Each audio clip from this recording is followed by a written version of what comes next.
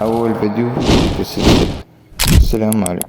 بص، احنا بنشوف ناس كتير ناجحين ومعاهم فلوس وعربيات وفلل، زي ما في الغني في الفقير ونفسه يبقى زي الغني ده ويبقى معاه فلوس ويعيش. طب انت مسألتش نفسك ده بقى كده ازاي او وصل للي هو فيه ده ازاي؟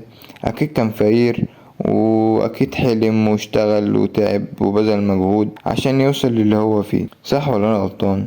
طب زي مين؟ زي محمد صلاح. اكيد كلنا عارفين حكايته، عارفين محمد صلاح كان بينام فين وكان بياكل ايه عشان يشبع. بص دلوقتي بقى من ده لده.